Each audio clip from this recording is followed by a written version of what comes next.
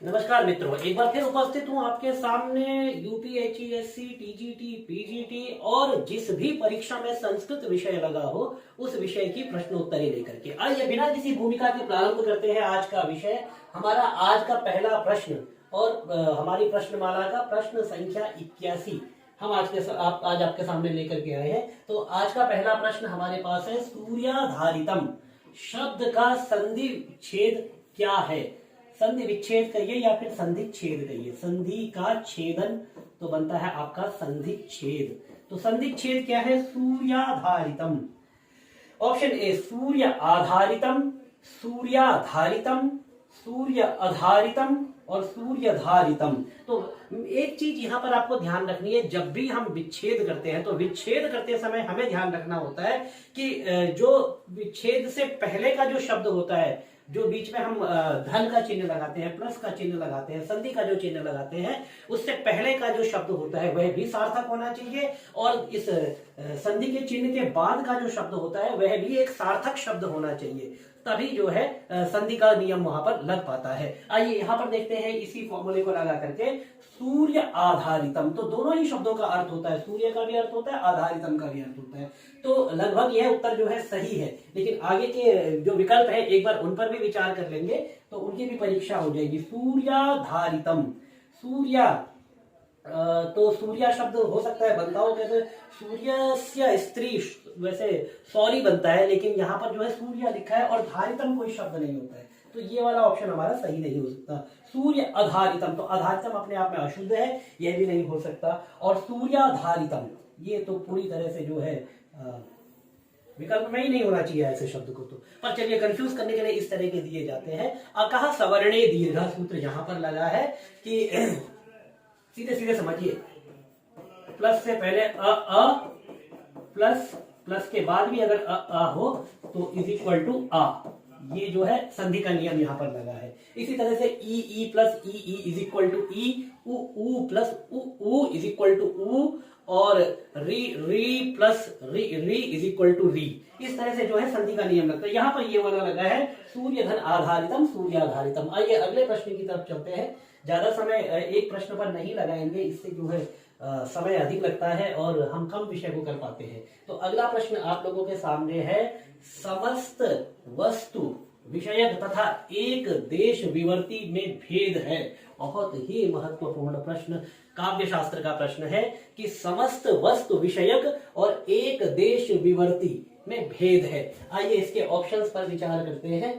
समस्त वस्तु विषयक और एक देश विवर्ती में भेद है। उपमा अलंकार, अच्छा ये दोनों किसके भेद है? ये दोनों एक विवर्ती में भेद है। ये दोनों किसके भेद हैं? एक विवर्ती भेद है, इतना कीजिए। उपमा अलंकार के भेद है। प्रश्न को दूसरे तरीके से पूछा गया है, इसमें समस्त वस्तु विषयक और एक देश विवर्ती में भेद है, दोनों का भेद नहीं पूछा गया है। ये दोनों किसके भेद है यह पूछा गया है। तो आइए, उपमा अलंकार के भेद है अथवा उत्प्रेक्षा अलंकार के भेद है, सांग रूपक के भेद है या फिर निरंग, तिरंग रूपक नहीं, निरंग रूपक, तो निरंग रूपक के भेद है। तो मित्रों सही उत्तर होगा सांग रूपक। रूपक के दो भेद है, एक सांग रूपक और एक निरंग रूपक। तो ये जो आपके दो समस्त वस्तु विषयक और एक देश विवर्ती, ये जो दोनों भेद है ये आपके सांग रूपक के भेद बनते हैं। आइए अगले प्रश्न की तरफ आगे बढ़ते हैं। अब हम अगले प्रश्न की तरफ जब हम आगे बढ़ेंगे तो हमारा प्रश्न क्या आएगा? दर्शन से प्रश्न है अगला। हाँ, आपको लगता है कि दर्शन पर हम ज्यादा बात करते हैं। हम दर्शन पर बात नहीं करते, हम सब विषयों पर बात करते हैं। देखिए पहला प्रश्न जो आया, हमने व्याकरण पर बात की, अकह सवर्णे दीर्घ। उसके बाद अब हमने जो बात की है काव्य शास्त्र पर बात की है। नहीं, आपको ऐसा लग रहा था, देखिए आगे। हाँ, विवाह कर लीजिए तब ऐसा नहीं लगेगा। हाँ, दार्शनिक हो जाओगे तो फिर तब वहां पे तो आपके सन्यासी बनने का जो है चांस ही खत्म हो जाएगा, फिर आपको नहीं लगेगा हम दर्शन पे बात कर रहे हैं। हाँ, ले आइए कोई शकुंतला। चलिए आगे बढ़ते हैं। सांख्य दर्शन कहा जाता है। अब सांख्य दर्शन क्या कहा जाता है ये हमें देखना है।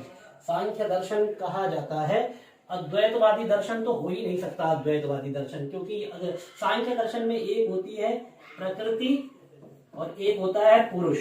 ठीक है, जब दो तत्व यहाँ पर आ गए तो द्वैत तो अपने आप आ गया, तो अद्वैत तो हो ही नहीं सकता। और अद्वैतवादी दर्शन है जो ब्रह्मैव सत या ब्रह्मैव सन जगन मिथ्या जीवो ब्रह्मैव नापरा।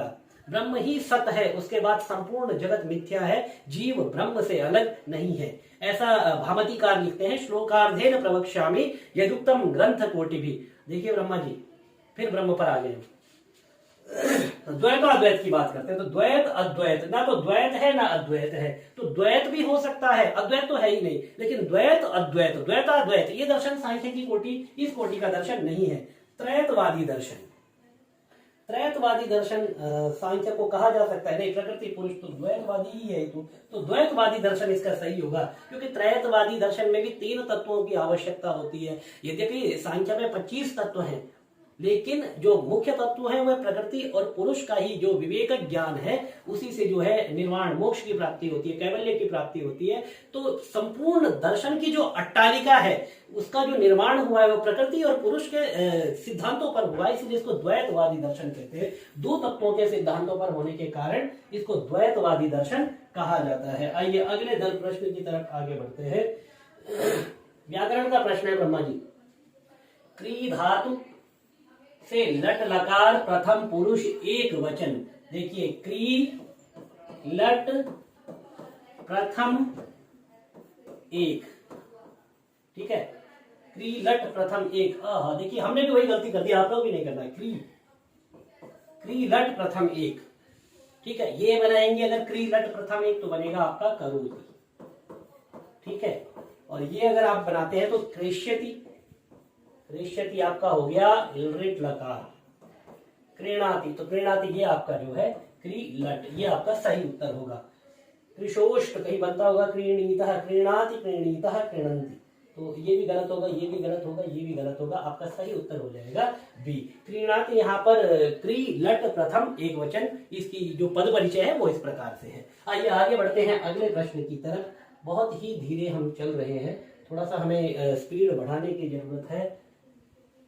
हाँ मिश्रा जी जल्दी बढ़ाएंगे स्पीड, आप भी बढ़ाइए, विवाह करने की स्पीड बढ़ाइए। और उसके बाद जो है ये जो आपका ब्रह्मचर्य में ही जो आपने वानप्रस्थ ले लिया, उस वानप्रस्थ को गृहस्थ में बदलने का प्रयास कीजिए। लोग आगे की तरफ बढ़ते हैं, आप थोड़ा रिवर्स में आइए, ठीक है।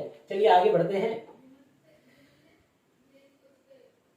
क्वचित विधैरप्यमथेन गम्यते, सूक्ति का स्रोत है क्वचित विधै, विधै विधै ध होना चाहिए, क्वचित विधैरप्यमथेन गम्यते, ये सूक्ति है, इसका स्रोत बताना है हमें कि क्वचित विधैरप्यमथेन गम्यते, इस सूक्ति का स्रोत क्या है। तो इस सूक्ति का स्रोत हमें बताना है। पहला है हमारे पास ऑप्शन जो है, सबसे पहला हमारे पास विकल्प है वह है कुमार संभवम। सबसे पहला विकल्प हमारे पास है कुमार संभवम, चल जाओ। और दूसरा है मृच्छकटिकम, मृच्छकटिकम दूसरा। तीसरा है नैषधीय चरितम, चौथा महावीर चरितम। तो क्वचित विधैरप्यमथेन गम्यते जतौ तु वंशस्थमुदीरितम जरौ, ठीक है, ये इसका लक्षण है। और कुमार समूह में तो और भी छंद है, मृच्छकटिकम का ये है नहीं, नैषधीय चरितम ये इसका सही उत्तर हो जाएगा, महावीर चरितम का ये नहीं है। तो क्वचित विधैरप्यमथेन गम्यते ये नैषधीय चरितम की सूक्ति है। 86वां प्रश्न है हमारा, किसी एक संज्ञा शब्द के सभी विभक्ति सभी वचनों में कितने पद बनते हैं। अब आपके ऑप्शन है 15 पद, 24 पद, 21 पद या 18 पद। तो हमारे पास 7 तो विभक्तियां होती है, 7 या 21, ठीक है। एक संबोधन होता है तो 1 into 3, तो ये हो गए हमारे 3, 21 और 3 24। तो हमारे पास जो एक विभक्ति के जो पद बनते हैं वह बनते हैं 24। आपका सही उत्तर होगा 24। आइए अगले प्रश्न की तरफ आगे बढ़ते हैं।